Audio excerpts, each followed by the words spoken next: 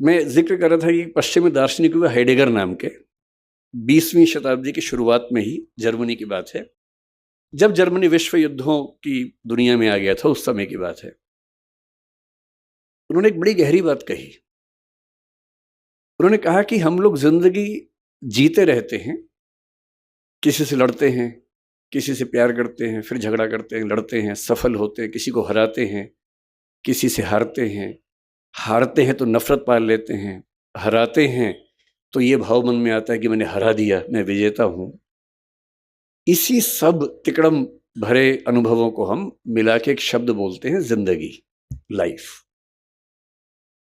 लेकिन कभी कभी ऐसा होता है जिंदगी में कि अचानक कोई इंसिडेंट होता है।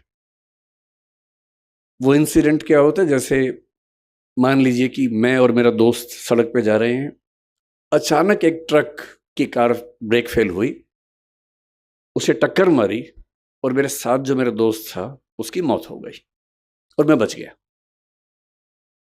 अब जो मुझे एहसास होगा, उस एहसास का मतलब है नथिंगनेस, शून्यता। उस मोमेंट पे, उस क्षण में ये लगता है कि क्या है जिंदगी में ऐसा, और मैं जो इकट्ठा करने में लगा हूं, मैं जो ताकत के पीछे भाग रहा हूं, मैं जिस 8 साल बाद की प्रमोशन के लिए अभी से रात दिन जुटा हुआ हूं, ये सब तो एक सेकंड का खत्म होने का वाला खेल है। जिस जिंदगी का एक सेकंड बाद का अता पता नहीं है, भरोसा नहीं है, कल सुबह मैं उठूंगा भी या नहीं ये भी नहीं पता है, और मैं ऐसी जिंदगी जी रहा हूं जो 10 साल बाद मैं ये बन जाऊंगा, 18 साल बाद मेरी प्रमोशन ये होगी, मैं सेक्रेटरी बन जाऊंगा या मैं हाई कोर्ट का जज बन जाऊंगा। इस अनुभव में जो लोग थोड़े ज्यादा सेंसिटिव हैं, संवेदनशील हैं, वो इस अनुभव को झेल नहीं पाते, और उनके लिए इसी बिंदु पर टर्निंग पॉइंट आता है और वो जीवन का रास्ता मोड़ लेते हैं कि जब जीवन में कुछ भरोसा नहीं तो मैं इन निरर्थक चीजों के पीछे क्यों भागता रहूं? क्यों ना मैं किसी ऐसी सार्थक चीज की तलाश करूं जो अंततः मुझे सुकून देती हो। और हम जीवन क्यों जीते हैं? मैं दर्शन विषय का विद्यार्थी हूं, पढ़ाता भी हूं। भारत के, दुनिया के सब दार्शनिकों को पढ़ने पढ़ाने की प्रक्रिया में मैंने पाया कि अंततः सभी के मन में एक ही बात है, अलग अलग शब्दों से कहते हैं, और वो ये है कि जीवन का अंत इसी बात पे है कि मुझे सुकून मिले, मुझे आनंद मिले, मुझे सुख मिले। और सारे भौतिक सुखों के बाद, देश की राजधानी की सारी ताकत को देखने समझने के बाद, अगर उससे ज्यादा सुकून बारडोली के आश्रम में है, तो इसका मतलब है कि जीवन का सही अर्थ तो यहां आके खुलेगा, वहां तो नहीं खुलेगा। तो मैं बहुत कृतज्ञ हूं सिंघवी साहब का, डॉक्टर साहब का। कहाँ गए डॉक्टर साहब? हाँ, डॉक्टर साहब आपका बहुत कृतज्ञ हूँ कि आपने, अब मैं आपसे कोई काम नहीं बोलूंगा कि मुझे इलाज करवा दीजिए, वो मैं कभी नहीं बोलूंगा।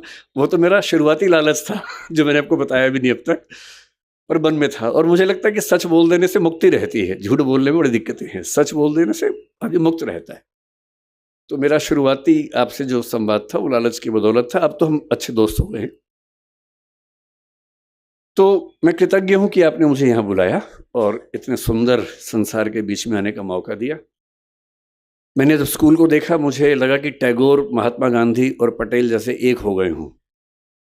टैगोर के शांति निकेतन में जो सबसे सुंदर कॉन्सेप्ट मैंने देखा कि क्लासरूम के अंदर पढ़ाई नहीं करनी है, पेड़ के नीचे बैठना है, खुले में बैठना है, प्रकृति में बैठ के पढ़ना है। मैंने देखा कि यहाँ क्लासरूम में चेयर्स हैं ही नहीं, केवल छोटे से स्टूल है, वो उठाना है और पेड़ के नीचे चले जाना है, और जहां मन करे वहां बैठ के पढ़ना है। क्यों एक चार दीवारी के अंदर बैठ के ही हम पढ़ाई करेंगे? महात्मा गांधी ने एक बहुत अच्छा विचार दिया था बुनियादी तालीम का, बुनियादी शिक्षा का, जो स्वावलंबन में जोर देता है, स्किल्स की ट्रेनिंग पर जोर देता है, मातृभाषा में शिक्षा पर जोर देता है। और मैंने पाया कि वो सारे के सारे सिद्धांत इस स्कूल के अंदर ठीक वैसे ही चल रहे हैं। और सरदार पटेल का तो आशीर्वाद आश्रम को मिला ही है, तो उनके प्रति तो कृतज्ञ होना वैसे भी बनता है।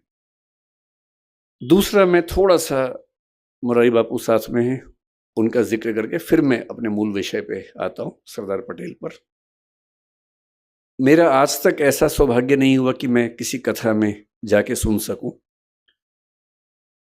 पर और मैं बहुत संदेह करने वाला व्यक्ति हूँ, मैं बहुत विश्वास करने वाला व्यक्ति हूँ नहीं।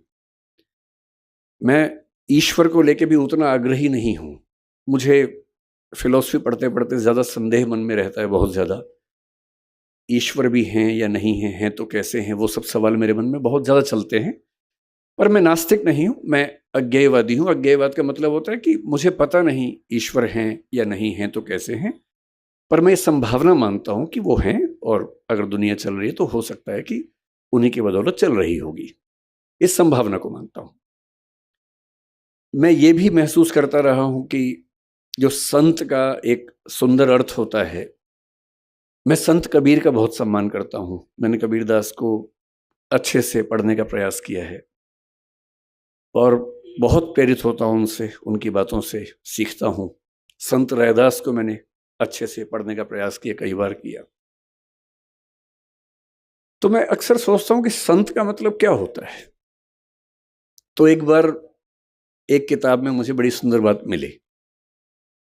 एक उम्र तक मेरा थोड़ा-सा लेफ्टिस्ट आइडियोलॉजी की तरफ काफ़ी झुका हुआ था, तो मुझे धर्म, संत इन सब से लगभग अरुचि सी थी। नफ़रत तो नहीं कहूँगा, पर अरुचि जैसा भाव रहता था। मेरे पेरेंट्स भी परेशान थे क्योंकि मैं कुछ अतिवाद के रास्ते पर उस समय चलता था।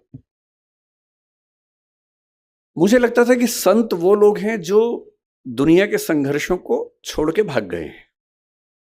अरे भाई, मैं बुद्ध को पढ़ता था, महावीर, वर्धमान महावीर को पढ़ता था। मुझे लगता था कि क्यों ऐसा करते हो भाई? सब लोग स्ट्रगल कर रहे हैं, रोजी-रोटी का संकट सबके सामने है, सबके बच्चे हैं, उनकी शादी होगी, नहीं होगी, करियर होगा, नहीं होगा, इतना इतना स्ट्रगल है। उस स्ट्रगल से हम तटस्थ हो जाएँ, ये मुक्ति कैसे हो सकती है? फिर एक बार मेरे हाथ में किताब लग गई, क्योंकि मुझे किताब पढ़ने का शौक है और मेरे सबसे अच्छे दोस्त अगर कोई हैं तो किताबें ही हैं। और एक किताब इसी विषय पर मैंने पढ़ी कि संत होने का मतलब क्या होता है। तो उसमें बड़ी सुंदर एक व्याख्या थी कि संत वो नहीं है जो दुनिया की मुख्य धारा से भाग गया है। संत वो है जो जानता है कि अगर वो मुख्य धारा में उतर गया तो शायद सबको हरा देगा, पर वो उतरने से पहले ही जानता है कि सबसे जीत के भी कुछ हासिल नहीं होगा। और इसी बात को कुछ और लोगों ने दूसरी भाषा में कहा, the most interesting thing about the rat race is that even if you win you are still a rat. चूहों की दौड़ की सबसे रोचक बात यह है कि अगर आप जीत भी जाएं तो भी चूहे ही रहते हैं। और जिससे समझ लिया कि चूहा होना ही नहीं है, तो चूहों की दौड़ में दौड़कर किसको जीत के दिखाना है? अगर मैं जीत के दिखा भी दूं, अगर मैं जीत के दिखा दूं, किसको दिखाना है? क्या कोई इतना महत्वपूर्ण है कि उसको दिखाने के लिए मैं अपने 10 साल खराब कर दूं या 20 साल खराब कर दूं? क्यों दिखाऊं? और अंततः तो साक्षी भाव से खुद को ही देखना है। और यदि मैं अपनी चेतना के सही रास्ते पे नहीं हूं, तो दुनिया की नज़र में कितने भी सही रास्ते पे हूं, वो सही रास्ता कैसे हो सकता है? मेरा सही रास्ता तो मेरी चेतना, मेरी अंतरात्मा तय करेगी। और यदि मेरी अंतरात्मा इस बिंदु पर सुकून महसूस करती है कि मुझे उस चूहों की दौड़ में शामिल होना ही नहीं है, तो नहीं होना है। और मैं कल से, मुझे डॉक्टर सिंघवी साहब ने कई जिक्र किए बापू के, कि कैसे उनकी कथा में लोग, और गुजरात के लोग कितने दानी हैं वो भी पता लगा। सूरत के बारे में विशेष रूप से पता लगा कि 50 करोड़ 100 करोड़ का दान हुआ, एक अस्पताल बन गया। फिर कथा हुई, फिर 125 करोड़ का दान हो गया, इससे एक और अस्पताल बन गया। इतना कंट्रीब्यूशन तो बड़े बड़े मंत्री, नेता और आईएएस नहीं कर पाते हैं। तो उससे लाख गुना अच्छा है कि हम संत बन के ही अपना काम करें और समाज के लिए जो कर सकते हैं वही करें। तो मैं बापू बहुत कृतज्ञ हूँ कि मैं तो इस लालच में था कि मैं ज़्यादा सुनूंगा, पर मुझे बताया गया कि मुझे सुनाना ज़्यादा है, सुनना कम है। ये वैसे ज्यादती है, बहुत बहुत ज्यादती है आपकी कि मुझे ज़्यादा समय दिया आपने और बापू कम बोल रहे हैं। इसका उल्टा होना चाहिए था, पर ठीक है, आपने अपना कुछ वजह सोची होगी इसके पीछे। अब मैं सरदार पटेल पर आता हूं, जो मेरा मूल विषय है। सरदार पटेल के बारे में आजकल जब लोग बोलते हैं तो एक अजीब सा भाव बहुत प्रचलित हो गया है कि जब तक हम महात्मा गांधी और नेहरू जी की 4 बुराइयां ना कर दे, लोग वो सोचते हैं कि पटेल की तारीफ हो नहीं पाई ठीक से। तो मैं उस तरह का आदमी नहीं हूं, मैं पहले स्पष्ट कर रहा हूं। आप अगर ये उम्मीद कर रहे हैं कि मैं गांधी जी को 4 लाइनें सुनाऊंगा और नेहरू जी के बारे में 4 गलत बातें बोलूंगा, मैं ऐसा नहीं करूंगा। मेरा मानना है कि एक बहुत बड़ी लड़ाई एक व्यक्ति नहीं लड़ता है, एक टीम लड़ती है। और टीम में हर व्यक्ति का अपना चरित्र होता है, अपना व्यक्तित्व होता है, अपनी भूमिका होती है। हम ये नहीं कह सकते कि एक ही व्यक्ति पर्याप्त था, बाकी सब यूं ही थे, ऐसा नहीं। सबकी अपनी अपनी महत्ता थी, अपनी भूमिका थी। एक बहुत बड़े रंगमंच पे हर व्यक्ति का अपना किरदार होता है और उस किरदार को करीने से निभाना, यही उसकी महानता होती है। मैं ये जरूर मानता हूं कि सरदार वल्लभ भाई पटेल जितने सम्मान के हकदार थे, उतना हमारी पीढ़ियों ने उनको दिया नहीं। ये हमारी पीढ़ियों पर लानत की बात है, ये मैं ज़रूर मानता हूँ और ये हमें सुधारना चाहिए। क्यों सुधारना चाहिए? मैं कुछ ऐसी बुनियादी बातें आपसे कहूँगा।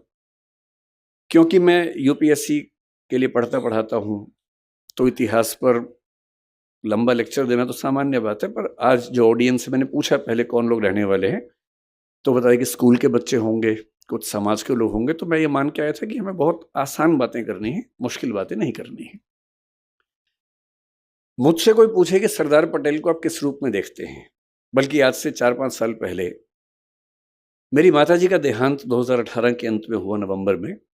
और जब ऐसा हुआ तो स्वाभाविक सी बात है कि मेरे पिताजी, जिनकी उम्र लगभग 80 साल है, वो काफ़ी अकेले हो गए थे, टूट से गए थे। वो भी बहुत एक्टिव हैं, पढ़ते लिखते हैं, किताब हर महीने एक किताब लिखते हैं, एक मैगजीन निकालते हैं। मुझसे ज़्यादा युवा हैं, मैं तो उनकी तुलना में बूढ़ा हूँ। तो मैंने उनसे पूछा अगले साल, मैंने कहा पिताजी आपका जन्मदिन आने वाला है, मतलब माताजी की मृत्यु के शायद 3 महीने बाद की बात, 2 महीने बाद की बात है। तो मैंने कहा आपका जन्मदिन आने वाला है, आप क्या चाहते हैं, कैसे मनाएं? मुझे लग रहा था कहीं वो ये ना कहे कि मेरा मन नहीं है मनाने का या कुछ ऐसा। उन्होंने कहा कि मुझे ना जो सरदार पटेल की प्रतिमा बनी है वहां ले चलो। तो मेरे मन में इच्छा थी, इसी बहाने उनका मन भी बहला, तो हम वहां गए। और वहां जो बच्चा उस समय एसडीएम था, उसने बड़ा सहयोग किया। आज वो बल्कि आए भी है, शायद मुझसे मिलने भी मिलेंगे मुझे, वो थोड़ी देर में आएंगे। मेरे बड़े अच्छे दोस्त बन गए वहां उस दिन सब लोग। उस दिन में म्यूजियम देखा। करमसद तो मैं अपने पिताजी और माँ दोनों को लेके गया था, पत्नी भी गई थी, सब लोग गए थे उनका घर देखने के लिए। तो कोई मुझसे पूछता है कि सरदार पटेल को लेकर आपके मन में क्या भाव सबसे पहले आता है? मेरे मन में एक ही भाव आता है कि नेतृत्व का जो गुण किसी व्यक्ति में सबसे बेहतर हो सकता है, सबसे बेहतर हो सकता है, उसकी साक्षात मूर्ति देखनी है तो मैं सरदार पटेल को याद करूंगा। अगर मुझे किसी एक व्यक्ति का नाम बोलना हो तो सरदार पटेल का नाम बोलना चाहूंगा। क्यों बोलना चाहूंगा? उसकी वजह अलग हैं, शायद वो वजहें थोड़ी सी इतिहास में आपको अलग लगे, पर मैं आपको 2-3 वजहें बता के बात समाप्त करूंगा। और क्योंकि मुरारी बापू हैं, राम कथा वो करते हैं, तो मैं बीच बीच में भगवान राम का जिक्र भी लाऊंगा, ताकि थोड़ा सा पर्सपेक्टिव और सही तरीके से हम समझ सकें। भगवान राम के बहुत सारे रूप हैं। वाल्मीकि के रामायण में अलग रूप है, भवभूति के उत्तर रामचरित में अलग रूप है। उसके बाद गोस्वामी तुलसीदास ने जब लिखा रामचरितमानस, उसमें काफी नया रूप वो लेके आए। और जो अवतारी राम थे वो मर्यादा पुरुषोत्तम राम बनकर हमारे सामने आए। और जिन राम को हम जानते हैं वो आमतौर पे गोस्वामी तुलसीदास ने जिस राम के चरित्र का निर्माण किया, उनको हम ज्यादा जानते हैं। मैं हिंदी साहित्य का विद्यार्थी भी हूँ, हिंदी साहित्य में उसके बाद भी चीजें होती रही हैं। 20वीं सदी की शुरुआत में महात्मा गांधी के समय में ही मैथिली शरण गुप्त ने साकेत लिखा, उसमें राम का नया रूप सामने रखा, जिसमें वो प्रश्न कर रहे हैं, राम तुम ईश्वर हो मानव नहीं हो क्या, या राम तुम मानव हो ईश्वर नहीं हो क्या? और वो कह रहे हैं कि हे राम, इस देश को मत भूलना, राम तुम्हें यह देश न भूले, धाम धरा धन जाए भले ही, यह अपना उद्देश्य न भूले। और भगवान राम राष्ट्रभक्त नायक के रूप में उभरते हैं साकेत नाम की रचना में 20वीं सदी की शुरुआत में। फिर 1936 में हिंदी के सबसे बड़े कवि निराला राम की शक्ति पूजा एक कविता लिखते हैं। वहां फिर राम का एक नया चेहरा सामने आता है, बहुत ही उदात्त स्वरूप, सबलाइम स्वरूप, गरिमा से भरा व्यक्तित्व। फिर आज़ादी मिलने के बाद नरेश मेहता ने एक और पुस्तक लिखी, संशय की एक रात। वो राम के एक और रूप को सामने लेके आता है, जिसमें राम को दुविधा है, और एक बड़े व्यक्ति को दुविधा होनी चाहिए। उनको दुविधा ये है कि सीता की मुक्ति तो मेरी निजी लड़ाई है, मेरी पत्नी का अपहरण हुआ तो लड़ना मेरा धर्म बनता है, लेकिन उस लड़ाई में मैं इस पूरे समाज को, पूरी सेना को झोंक दूं, ये उचित है या अनुचित है? और रात भर वो इस दुविधा में रहते हैं, और उसके बाद उनको इस प्रश्न का सही उत्तर मिलता है, और उसी बिंदु पर संशय की एक रात पूरी कविता समाप्त होती है। तो मुझे जो पूरी भारतीय परंपरा में एक सबसे महान आदर्श नजर आता है अलग अलग रूपों में, वो भगवान राम का है। और मैं महसूस करता हूं कि जब हम पटेल को समझें और थोड़ा सा दोनों व्यक्तित्वों की तुलना करके समझें, तो बात और गहरे से हम महसूस कर सकते हैं कि पटेल का पटेलत्व राम के रामत्व के कितना नजदीक है, इन दोनों में कितनी गहरी समानताएं हैं। एक प्रसंग से बात शुरू करते हैं, जिस प्रसंग पर लोग नाराज रहते हैं, पर मैं यहाँ नाराजगी जाहिर करने नहीं आया हूँ। मैंने आपसे पहले ही कहा कि मैं ना नेहरू जी के बारे में एक गलत वाक्य बोलूंगा, ना गांधी जी के बारे में बोलूंगा, और पटेल जी को महान होने के लिए इसकी जरूरत नहीं कि हम किसी को नीचा करके दिखाएं, वो वैसे ही बहुत बड़े हैं, किसी को मैं छोटा क्यों करूँ उसके लिए, है ना।